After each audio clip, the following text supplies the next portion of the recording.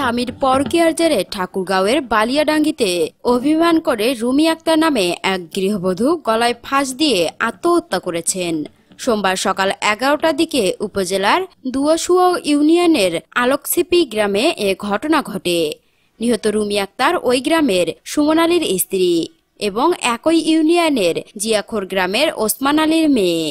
স্থানীয়রা জানান, মাত্র 2 মাস আগে রুমি আক্তারের সঙ্গে সুমন আলীর বিয়ে হয়, কিন্তু বিয়ের পর সুমন অন্য এক তরুণীর সঙ্গে প্রেমের সম্পর্কে জড়িয়ে পড়েন। এ নিয়ে স্বামী স্ত্রীর মধ্যে প্রায় ঝগড়া হতো।